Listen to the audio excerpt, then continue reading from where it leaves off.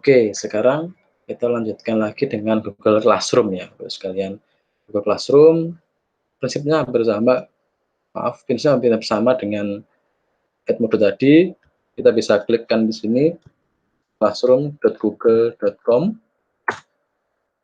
Jadi dia akan langsung meminta kita mau login pakai akun yang mana. Saya gunakan akun yang saya sudah pernah, akun Gmail saya ini ya, Bapak Ibu. Oh ya, perlu dicatat yang kalau kita bisa create kelas di Google Classroom itu harus akunnya sudah terdaftar G Suite. Dan seperti apa G Suite, saya tunjukkan nanti bedanya. Ini saya masukkan password saya. Nanti tampilan Google Classroom awal akan seperti ini. Nah, simple, dan memang UI-nya simple sekali. Kalau mungkin nanti Bapak Ibu masih belum ada kelas sama sekali, ini akan kosong semuanya, ya. Akan kosong semuanya. Nanti akan ada muncul tombol di sini buat kelas baru, atau bisa Bapak Ibu bisa klik di sini. Ini create or join a class. Ini contoh kelas dari kelas bersama juga yang sudah saya pernah ikuti. Ini kan kelas yang sudah akan kita pelajari ya, seperti itu. Nah, tadi saya bilang bedanya mana? Akunnya sudah G Suite atau yang belum, kita bisa klik di sini Bapak Ibu, di akun kita sebelah kanan di sini, Google Account. Nah ini ya, ini akun kita pilih yang di menu di sini, Google Apps. Nah, kalau akun kita belum G Suite, itu dia hanya akan muncul menu yang default seperti ini. Nah, hanya akan muncul sampai ke Google Docs dan Google Hangout sama Keep di sini saja. Yang terkait dengan Google yang tambahannya misalkan ini Google Classroom, dan ada Jamboard sama ada Art and Culture, ini itu tambahan yang ada di Google Suite. Kalau Bapak Ibu sudah ada Google Classroom di sini, berarti nanti Bapak Ibu bisa membuat kelas sendiri seperti itu. Kalau lebih bagus lagi, misalkan akun Bapak Ibu sekalian sudah akun Google Education, itu akan lebih bagus lagi karena fiturnya lebih lengkap untuk Google Classroom-nya. Karena dia sudah kerjasama ya dengan sekolah-sekolah tertentu. Ini kebetulan kelas akun saya yang umum, akun Gmail saya yang umum. Saya tunjukkan Google Classroom saya yang pakai akun universitas saya di sini.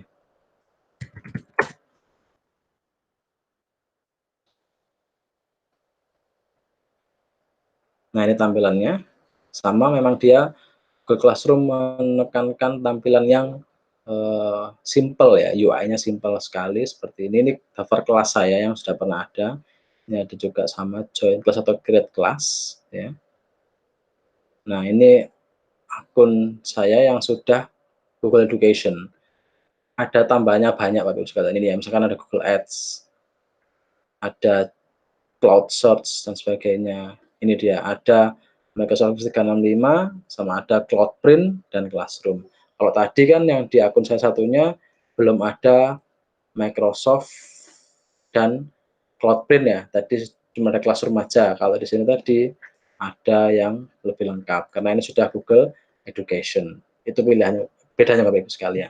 Tapi secara prinsip sama sama sih untuk fitur dasar dari Classroom-nya seperti itu. Nah, kita kembali lagi ke email saya yang biasa ini ya. Kalau kita membuat kelas, di sini aja tinggal tambah create class. Nah, ini ya. Kita centang seperti biasa. Nah, ini kita bisa kasih nama kelas kita. Misalnya tadi kita share e-learning gratis. Sectionnya tidak perlu, misalkan ini tambahkan platform e-learning misalnya. Nah, ini misalkan room, kalau misalkan kelas Bapak Ibu ada spesifik ruangannya, jadi nanti siswa atau mahasiswanya akan ingat gitu kan, kelasnya di ruang mana, gedung mana, misalkan kita bisa gedung X, ruang Y misalnya, seperti itu. Kalau misalkan dibutuhkan ya, jadi nanti teman-teman atau mahasiswa lebih gampang untuk mengingatnya. Kita create, nanti tampilan awalnya akan seperti ini.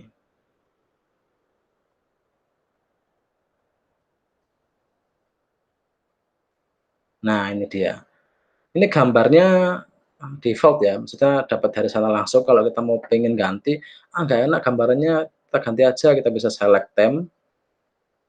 Nah, banyak sekali pilihannya ya, di sini ada laptop, misalkan kita ganti ini, kita bisa select class theme, kita akan ganti seperti ini, atau misalkan mau dibuat gambar fotonya tadi, misalkan seperti ini. Nah, ini kan kelas bersama ini dia pakai gambar sendiri, itu bisa upload foto di sini. Nah, kita bisa memilih foto dari laptop Bapak Ibu sekalian. Nah, ini gambaran awalnya, hampir sama sebenarnya kayak Edmodo ya, ada untuk postingan dan sebagainya. Untuk ini, bedanya di sini. Nanti akan saya tunjukkan Bapak Ibu, bedanya Edmodo dengan Classroom. Kalau kita mau membuat postingan biasa ya, informasi dan sebagainya, kita bisa tambahkan di sini juga.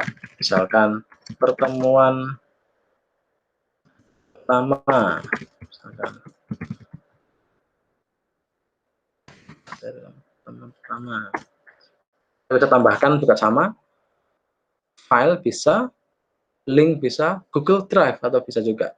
Nah, jadi misalnya kita menyimpan filenya di Google Drive kita, tinggal ditarik, masukkan ke sini. Itu bedanya yang ada di Edmodo dengan di sini. Kalau Edmodo tadi kita harus menambahkan file ya, harus upload gambar ataupun file. Kalau di sini kita bisa embed atau nge-link dengan Google Drive, karena ini memang produknya Google seperti itu. Ataupun YouTube misalnya bisa juga, link YouTube kita masukkan di sini.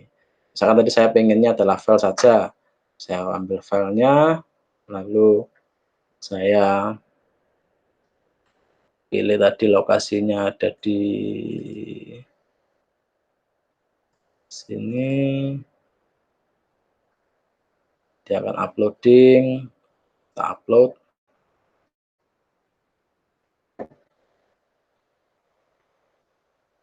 Nah, seperti ini, terus kita post.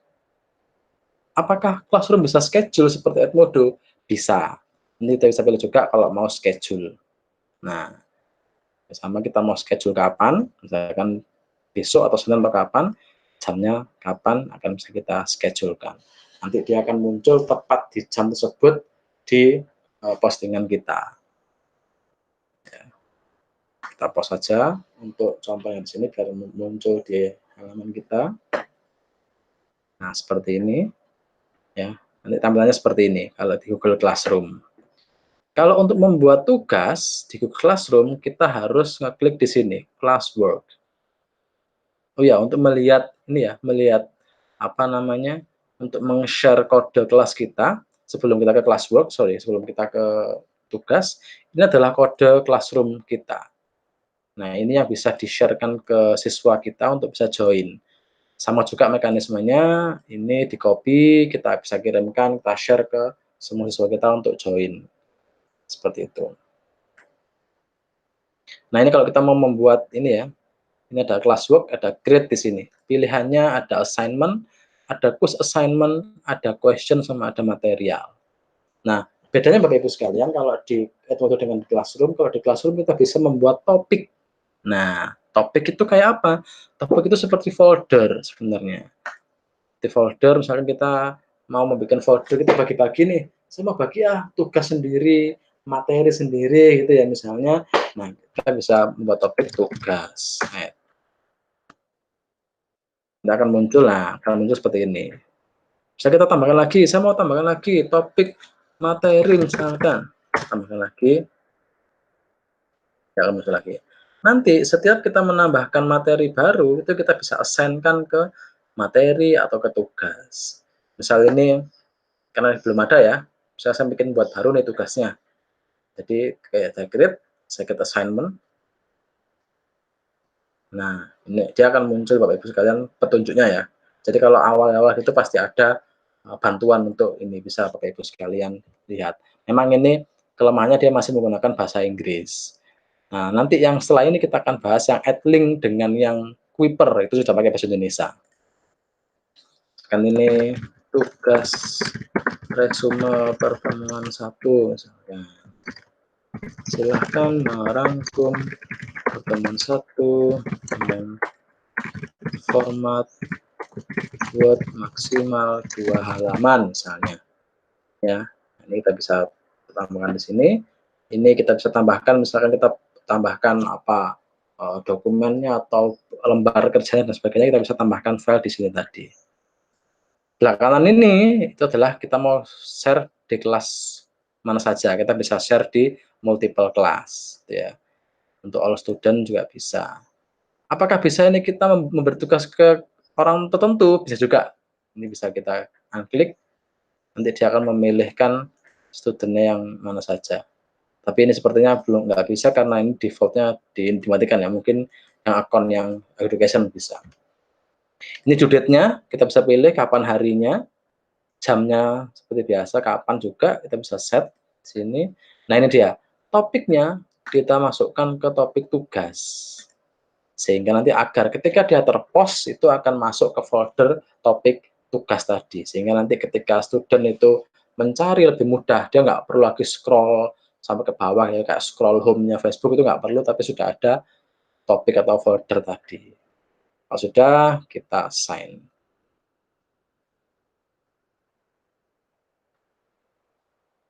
Nah, kalau sudah assignment gitu, dia akan muncul di topik atau di folder tugas ini. Nah, tugas resume tadi ya, pertemuan 1. Selain itu, selain muncul di sini, dia juga akan muncul di home kita. Nah, ini tadi dia.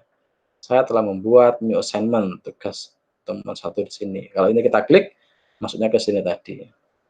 Nah, ini tampilannya Bapak Ibu sekalian. Ini tampilan. Nanti kalau sudah ada yang mengumpulkan, dia akan muncul di sini semua. Dapat saya mengumpulkan. Nanti skornya juga bisa kita taruh di sini. Kita kasih skornya di sini. Ini student work-nya ya, kayak gitu. Kalau kita mau lihat tadi apa sih instruksinya, misalkan kita lupa nih ya, tadi apa sih kemarin tugasnya tuh ya, kita bisa cek di tab instruction di sini. Nah, ini yang kita tulis kemarin kan. Nah, misalkan kita pengen menambahkan lagi, lupa nih, lupa apa namanya, 2 halaman itu harus penuh misalkan, kita bisa tambahkan di komen di sini. 2 halaman harus penuh ya. Nah, misalnya kita tambahkan di sini. Nah, ini student work-nya, terus student work-nya ya sekalian. Nah, ini saya tunjukkan yang sudah ada contoh yang sudah dikumpulkan. Saya buka di kelas saya ini ya. Misalnya kemarin saya ada tugas ini PSDB ini misalnya. Ya contoh yang sudah saya pernah post. Nah, ini contoh beberapa, ini saya bagi ya. Saya punya banyak topik di sini. Ini postingan biasa. Ini ada link rekaman Hangout. Final report belum saya buatkan tugasnya tapi sudah saya siapkan. Ini tugasnya. Nah, ini kemarin ada tugasnya banyak sekali anak-anak sekalian. Nah, ini tugas. Ini e-book atau materinya saya pisahkan di sini. Itu ya, contoh penggunaan dari topik tadi. Nah, ini saya ambil contoh dari satu ini ya, misalkan production ini, production B ini. Saya view assignment-nya. Nah, ini dia Bapak Ibu sekalian. Ini adalah siswa-siswa kita yang mengumpulkan tugas.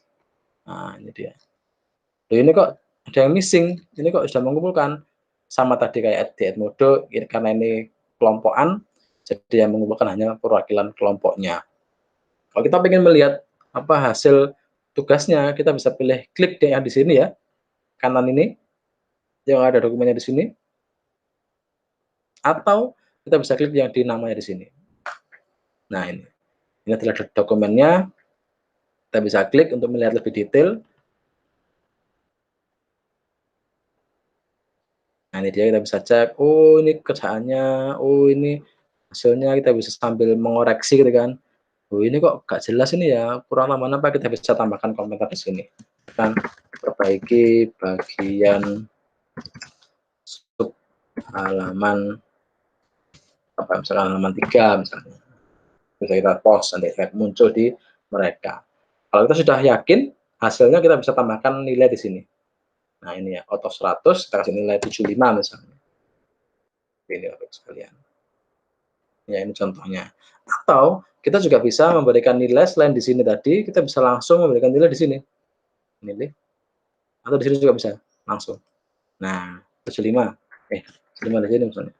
Nah, sama aja. Jadi bisa dua. Tapi kan kalau di sini kan kita kalau misalkan sudah tahu bagaimana hasilnya. Kalau belum tahu loh, kan saya belum tahu dokumennya, ya udah kita klik aja di sini atau klik di sininya. Nah, sama tadi kan. Ini adalah hasil yang tadi. Ini adalah contoh nilai. Tadi kan, "Loh kok sudah ke-save, Pak?" Belum ke-save, ini masih draft, ini ada draft ini.